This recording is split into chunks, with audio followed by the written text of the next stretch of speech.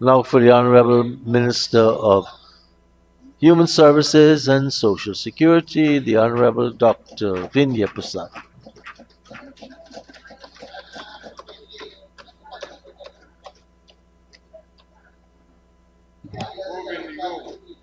Mr. Speaker, I stand here to thank my colleague, Minister Dr. 𝐁𝐔𝐃𝐆𝐄, for his astute leadership and also to thank his diligent members of staff for presenting to us successive budgets that speak to the needs of the Guyanese people, navigating in a climate where we have seen global crises, we have seen geopolitical tension, and like those budgets, this budget helps us as a country to navigate that, cushioning the impact of the global crises that exist in the world around us.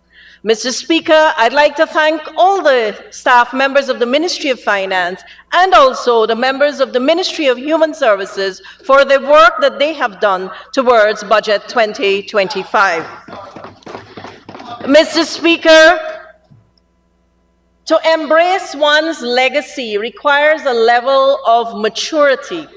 And as I sat and I listened to the debates, I realized the opposition shied away from embracing their own legacy. Mr. Speaker, I will wholeheartedly embrace the legacy of the PPP Civic. But, Mr. Speaker, every time there was mention of 28 years, we heard that we should not go back to the past. But I have decided today, Mr. Speaker, to indulge them and to just deal with their 5 years. That's enough for me to tell you many things. Mr. Speaker, in 1992, it was an indisputable fact that we had a debt of $2 billion. It simply meant, unlike now in 2025, when a baby is born with $100,000 on his head, back then you were born with a debt of $3,000 US. Mr. Speaker, you are well aware of that. That is your legacy. Mr. Speaker, I just need to compare 5 with just about 4. And I say just about 4 because the biggest heist when it came to democracy, the epic heist that was done in full view of the country and the world was when an elections was the elections. We all know. I was standing there in the Ashman's building when the whole world saw what you did. Mr. Speaker, in any country, people will judge a government, as is their right, by the budget. It's a barometer of how they intend to deliver their manifesto promises. And that is exactly the people's right, because it speaks to a government's vision, competence, capacity, and capability. And I can easily say, and my colleagues have said it ad nauseum, that the manifesto of the last government was not delivered whatsoever. You want to talk about an F grade? That's a big fat F grade. Mr. Speaker, I have become inured to the vitriol, the annual vitriol spewed against me every year by the honorable member who spoke before me. And maybe that is why that day I said, I hope you're proud of the way you delivered your statement.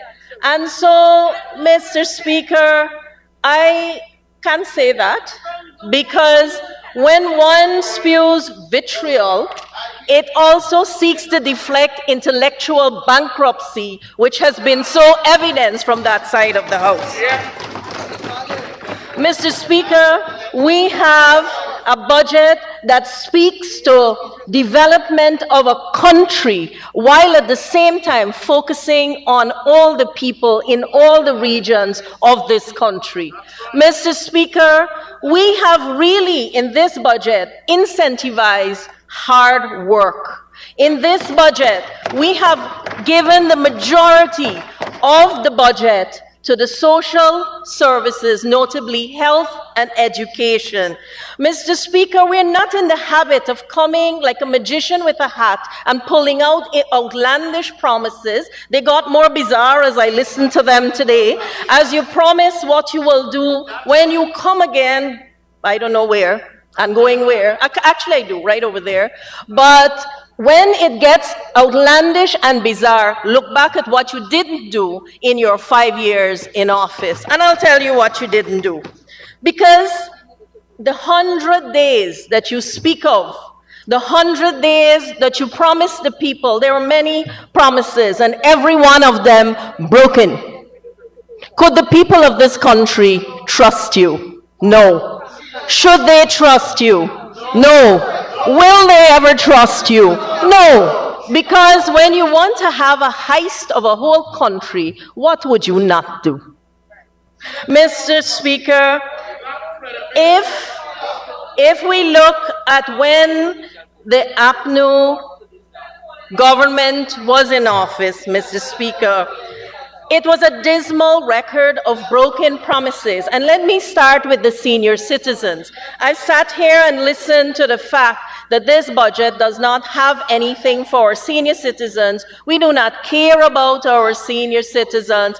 Let me tell you, the budget is $58.5 billion. Mr. Speaker, $37 billion directly go to our old age pensioners. Now, Mr. Speaker, in addition to the $37 billion, all the other forms of assistance to senior citizens amount to $42 billion, which, if you add the public assistance benefits, over 80% of this $58.5 billion will be going directly to the most vulnerable populations in our country. That means that we care. I am not going to stand here with the temerity to tell any senior citizen that this is all that we will ever do, and this is the be-all and end-all. This government has consistently been escalating the pension, but not only that, looking at how our pensioners access their service. Mr. Speaker, it's an indisputable fact. In 100 days, the APNU government promised to double the budget. At that time, the total would be $26,000 if they did when they came into office. When they left office, it was $20,500. Compare that with the PPP Civic, who promised to double the pension, and in 2025, pensioners will get $41,000. Promise delivered. Mr. Speaker, the usual tendency is to beat out of the chamber after you would spew venom and vitriol. But I'm accustomed to that too. But, Mr. Speaker, that will never let me lose my voice, because I've always, before becoming a minister, stood up for the people of this country. Mr. Speaker, I want to speak of access. When I came into this ministry, it was confusion and chaos. Let me tell you, all this love for people who are vulnerable, you know how much they increased the public assistance by? $600 in 2017. $800 in 2018. That's your legacy. That's your record. Embrace it. Mr. Speaker, I want to say to you very clearly as I stand here, when you come here and you peddle misinformation and you want to be very much a stranger to the truth must be told. Mr. Speaker, I have no apology to anyone. Whenever there is fraud, there is dishonesty, I call it out. I call the police in. So anything you know, it's probably me that made that report. And so when the books were found to be fraudulent, I called the police. Mr. Speaker, I have never shied away from improving and fixing issues. And that is what I did, starting from top to bottom of the Ministry of Human Services and Social Security. Today, pensioners have the opportunity to have their pension deposited directly to their bank. That is significant. Pensioners can access their pension through MMG. That is significant. Over 4,000 pensioners are making use of this. Pensioners can also now cash their vouchers every day of the month, because we have introduced alternate venues. Mr. Speaker, there are over 1,500 of those alternate venues across this country, and that is what you call care, because no longer do you see those pensioners lining up to encash their old age pension as they used to. Mr. Speaker, I also want to say to you, pensioners are also receiving their pension via a very caring system started at this ministry called the shut-in delivery system, and over 3,500 old age pensioners receive their pension and any cash grant in their homes. And I want to say this, Mr. Speaker, because our officers go out into all of these areas and deliver that service, and I want to thank them very much. Mr. Speaker, I also want to speak of direct delivery. And our direct delivery system in this country would have included 148 communities, to which we have added 76 more communities in remote, rural, and hinterland areas. What have you done? Nothing. Mr. Speaker, when I think of what you have done, actually you've done something. Your tenure was considered the taxing reign of this country. Taxing reign. You tax man, beast, wheelchair, you tax pensioner, you tax... and then, you know, I was having a conversation not so long ago, you tax plants too. If you planted more than 3 or 4 plants, you had to pay tax. You remember that story of the Region 5 farmer? Look, when you come here and you speak in this house, don't erase what you think we have forgotten, because we haven't. And no one out there has not forgotten the taxation that you levied on them to such an extent they could not. And you know what? I'm not going to tell you what they think. This was in 2016. And this is what people said, and I am quoting from news outlets. Mr. Speaker, I can share this with you. This is what they said. You had just gone into office. I think the budget is ridiculous, and Mr. Jordan needs to leave, and all the rest of them who can't do something for the country and the people of this country. 2016. Get out of office and give somebody else a chance. Time up. Mr. Speaker, further, in the 2016, so soon, yes, in the 2016 budget, the person further went on to say, another person, I think it's a rich people budget, because the poorer class of people cannot afford it. When you have to pay water bill and light bill and for food and school things for your children, everything is VATed.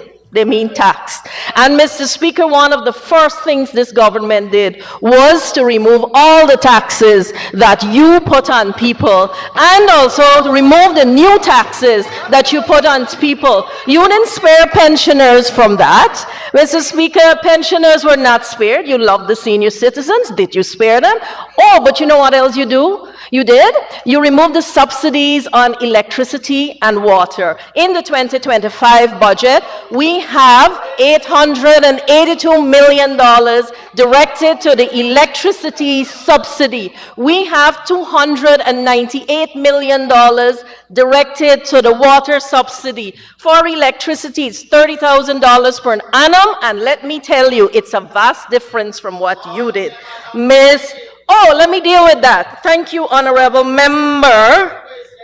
Let me make a point on that, Honorable Member. Mr. Speaker, this was exactly the argument that they use. All the people are not benefiting. So you know what was the measure they introduced? Let me tell you, free driver's license renewal. How many pensioners are driving so that it benefits? That's what I'm telling you, intellectual bankruptcy. So you are saying 40,000 people benefiting. That's not enough. That's not good. But you are renewing driver's license for free with the what? With the thinking that every pensioner out there is driving. Mr. Speaker, you know what the people said in 2016? I am not too happy about the budget, especially the tax on water and electricity. Those are two main commodities that are used by the poor and every person. I would have liked to see the government a little bit cleaner and more like live up to their word of being accountable and transparent. I like to see the pay of policemen, teachers, and nurses. How can people subsist on that? Mr. Speaker, and I told you I was comparing 5 years plus the months that they held out as an illegitimate. Can I say that? Okay. Anyway, you know what I'm talking about. 5 plus, 5 plus. And we have not even started our 5th year properly. And we have done much more than you have over this time. Mr. Speaker, when in 2018 they neglected the inflation that soared to 5.4% that year, and you know how much money the pensioners got? $1,000. $1,000. Mr. Speaker,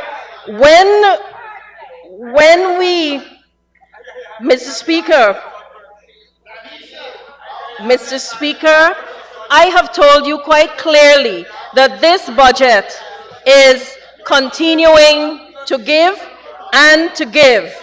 Mr. Speaker, we have also noticed that the numbers in the vulnerable population would have increased, which means more and more vulnerable persons are benefiting. What started as over 50,000 pensioners would have evolved to over 76,000 pensioners that we speak of right now. And it's not only the pension. All of the benefits accrue because under this government, pensioners would have received free testing and also subsidies towards their spectacles, tested spectacles, and over 70,000 pensioners would have benefited alone last year. This year, the government's introduction of the voucher for a health checkup speaks to our government's concern about the welfare, well-being, and health of pensioners. Mr. Speaker, in addition to all of this, $5 billion would have been spent on cash grants to our pensioners directly. Mr. Speaker, when people come here and they want to misrepresent and they want to distort and thwart and just fill a presentation that is filled with nothing of substance, with all of these other things, it speaks volumes about them. Is it really care for the people of this country? Mr. Speaker, I want to further say, recorded legacy is a powerful thing. And your legacy, the members on that side of the House, APNU, PNC, AFC, yes, all of the above. All of them. And you see, when you can change, what they say, you can change and change, but you can't change your spots and stripes. Well, we saw that. So legacy and recorded legacy is a very powerful thing. We speak of not caring for the pensioners. Where is your legacy of the programs that you have started for any pensioner out there? I can tell you of some. We have the Century Club that has been started for all those senior citizens who are over 100 years old, and they're just under 100 of them, and it's a beautiful thing to be able to celebrate their lives. We've also started a community program for senior citizens in their community, starting it in the village of Victoria, where I had the pleasure of going in the pouring rain, and this will allow our seniors to engage and also to be trained in things like digital literacy so that they can benefit from something introduced under this PPPC government, complete online applications for pension. So you see, it is not only going in to apply, you can do this from the comfort of your home. Mr. Speaker, the members on the other side of the House, you want to know public assistance. Public assistance is open to anyone in this country. Mr. Speaker, the number of persons receiving public assistance the numbers have more than doubled from where we started to where we are right now. Mr. Speaker, there is 133% increase in what we are doing for people with public assistance. And those persons who fall in the category of permanent disability, we have made access better. With a single application, they're on the permanent disability register and they qualify immediately for pension. So this is an unbroken support that this government is given to the people living with disabilities. What did you do? Nothing. Mr. Speaker, in addition to all of that, we have also started a supportive and assistive aids program, ensuring that people living with disabilities benefit from wheelchairs, walkers, white canes, free, all these things are free, hearing aids. Because you know what, I came into government and saw people couldn't get a single wheelchair, and we're not getting a single wheelchair. In fact, the Ministry of Health is crafting prosthesis at a subsidized cost. And so when people want prosthesis, they're able to get heavily subsidized and one at a reasonable cost. Honorable Member Lawrence, it was difficult. I traveled the length and breadth of this country, and that is what I saw. You may have left something, but you left and two ministers came after you. So, Mr. Speaker, it really says a lot when people want to come here and to be, again, strangers to the truth. Mr. Speaker, the iCare program of the Ministry of Human Services continues to deliver free tested spectacles to pensioners, vulnerable populations, and persons with disability. Mr. Speaker, I want to say that our persons living with disabilities, for the first time, I have spoken to them. I have met with those persons who make up the Council of Disabilities, and coming out of those consultations and meetings, a series of things happened. This government expended $74 million to construct the Learning Lab, and that is part of a complex in the Mahaica community, and that Learning Lab every year extends free skills training to persons living with disability in all of the regions. We have exceeded our target every year. Mr. Speaker, we continue to ensure that those persons are not only trained, but they have the opportunity for employment and entrepreneurship, because it was under this government that a revolving fund was set up, and that revolving fund is open to all persons with disability. There is no interest to be paid, and we continue to see persons benefiting. Over 45 persons benefited from that fund last year, and we will continue to work with them this year. And what are those persons trained in? They're trained in anything from garment construction to agriculture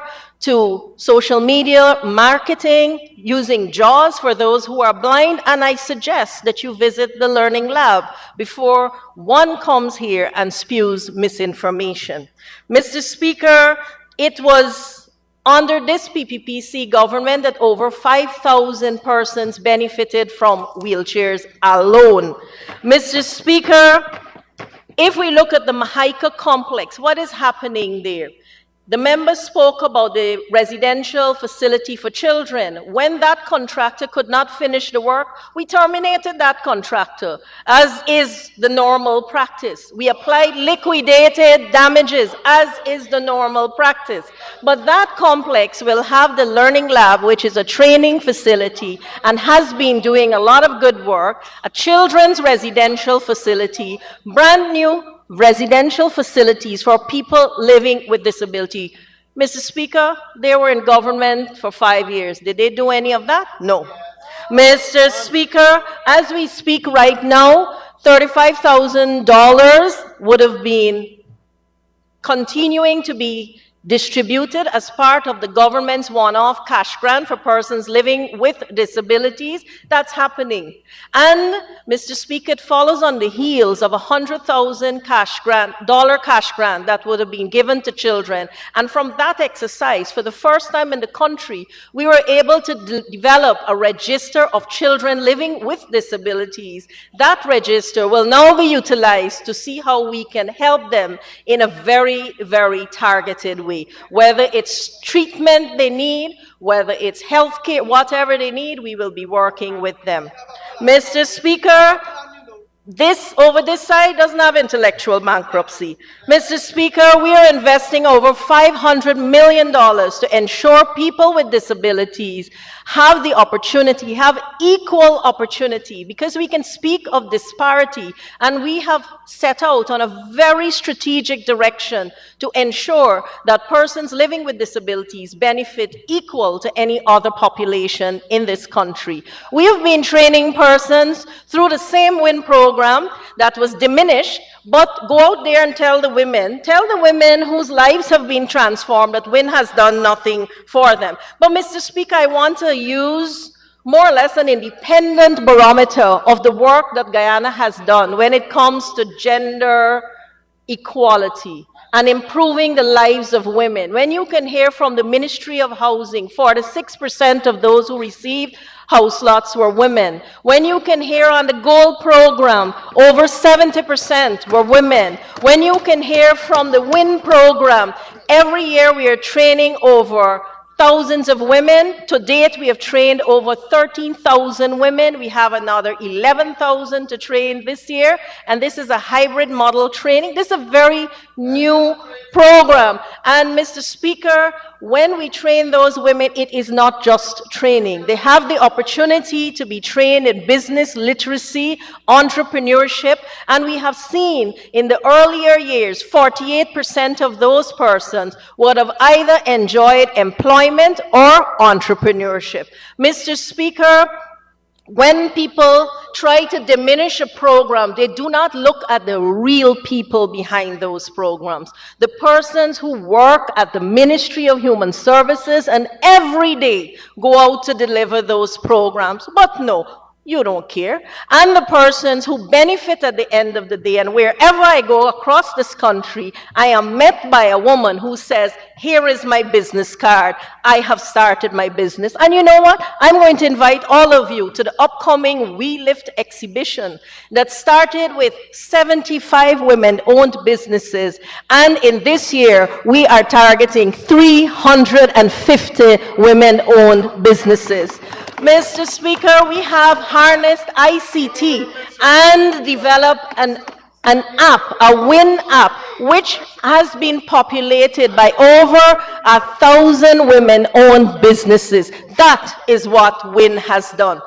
Mr. Speaker, I want to say very categorically, we have spared no effort to reduce the gender divide and gender disparity, from training thousands of persons through the Gender Affairs Bureau, from ensuring that the Gender Focal Point program continues, and from looking at gender-responsive budgeting, gender mainstreaming. This is all work that was being done by the ministry, but I wanted to tell you of that independent source.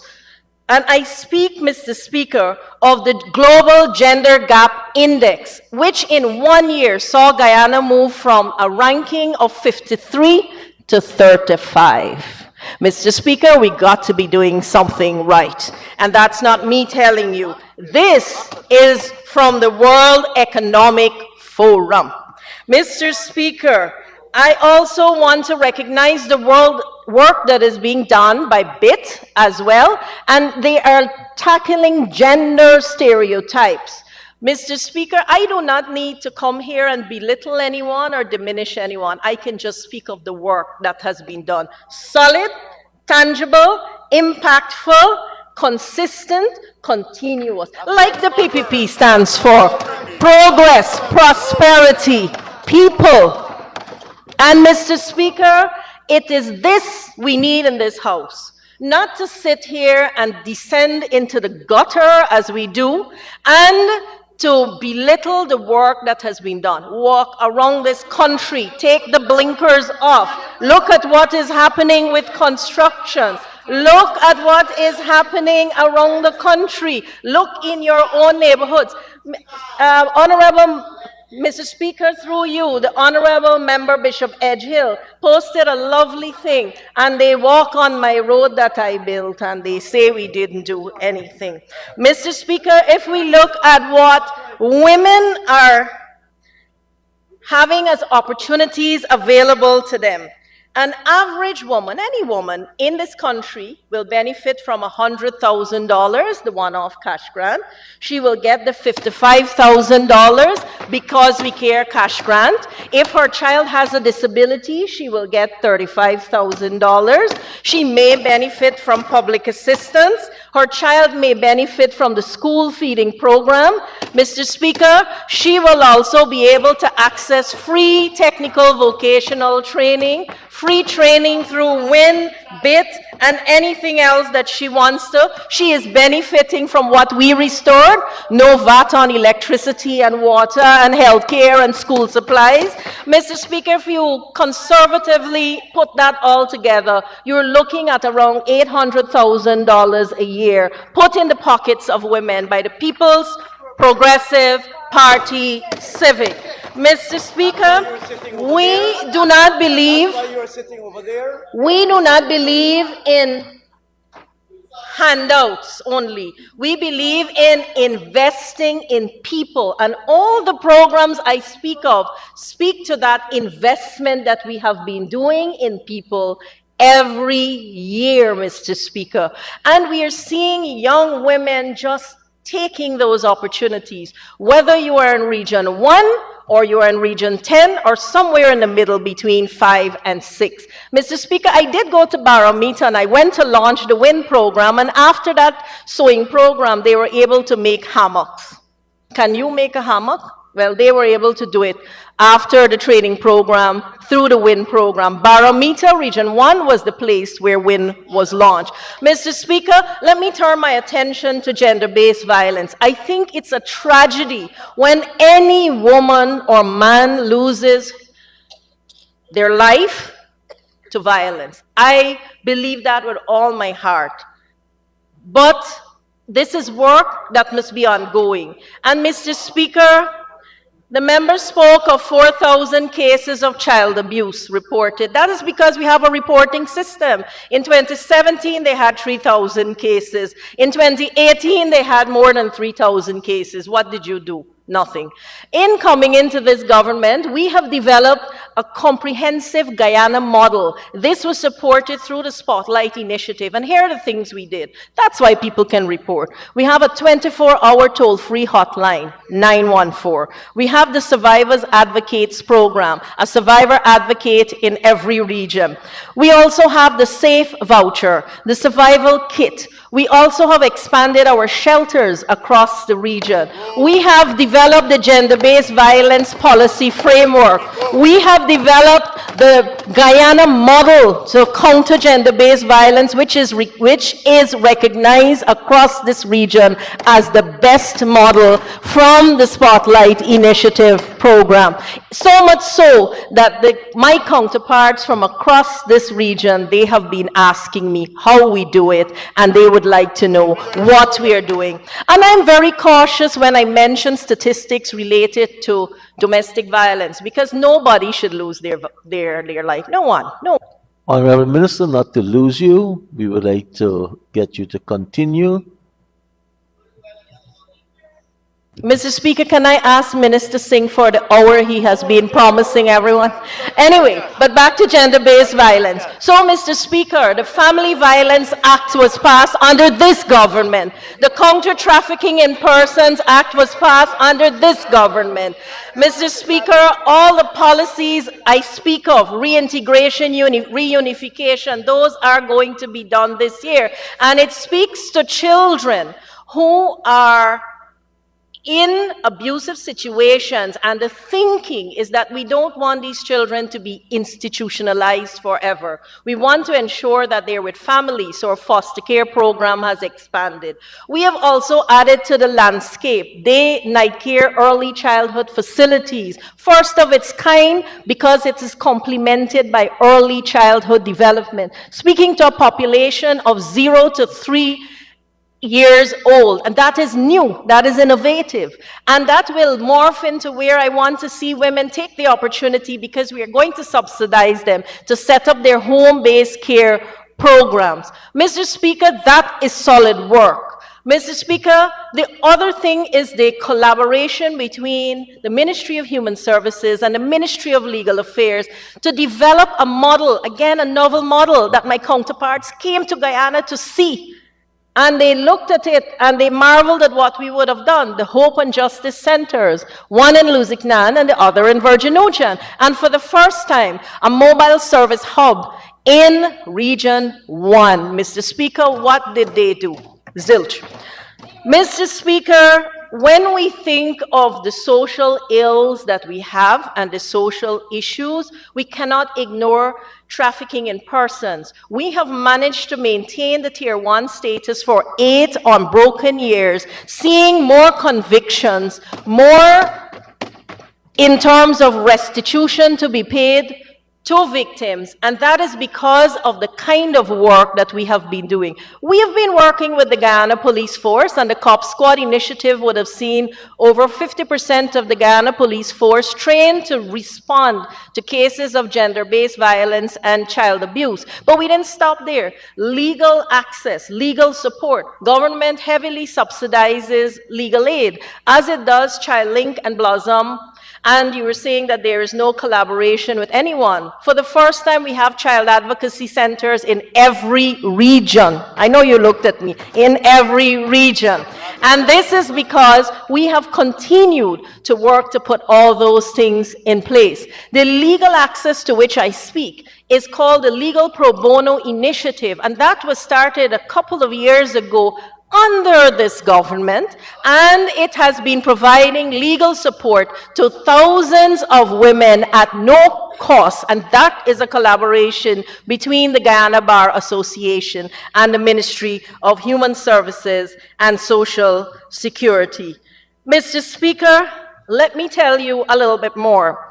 The manifesto promises of ACNU in 2015 work closely with local, national, and international bodies to increase women's entrepreneurial activities. You didn't do it, but we did it through WIN. Advocate for lower interest rates at financial institutions for female-headed households and first-time owners. You didn't do it, but the PPPC did it. Mr. Speaker, I can continue just like that to tell you about more of the broken promises, more of their manifesto promises that were not delivered and that were not at all even touched in their time. Promote gender-friendly banking services, especially in the area of loans to women. PPPC did it. Implement a child tax credit program for employers. Budget 2025 does it. This is our legacy. You see why I want to embrace it and why you run from yours? Mr. Speaker, if the members on that side of the House they would not choose to support this budget, and I'm hearing that. These are the kinds of things that they're saying no to. Go out there and tell women, go out there and tell the children that you claim to love that you're not going to support this budget and starve them of the resources that they will get. Increase government-funded child care centers to support women. It's now at $50,000 under the Child Care and Protection Agency, and we are giving $100,000 to all women who start their own child care centers. This is the PPPC. Amend labor laws to incorporate flexi time, which permits women to work from home and promote part-time employment. You scoff at the 10-day worker program, but most of the persons employed there, honest work, women, done by the PPPC, not you. But you promised. Immediately implement at all police stations a special victims unit. And this is where you talked about handling crimes against women. Police stations have them, Minister Ben spoke about them, and COP Squad was done. PPPC. Encourage women to enter non-traditional areas of employment, including auto mechanics, electrical repairs, carpentry. We have done it through women are building boats, women are driving heavy-duty machinery, and under the WIN program, the UK City and Guilds will produce women who will be adept in electrical installation, masonry, carpentry, and much, much more. We are doing it. We walk our talk. What do you do? Nothing. Mr. Speaker, there was another manifesto promise. establish with the assistance, I think I need MP Singh, Suresh, to read this thing in his big voice. I'm going to try.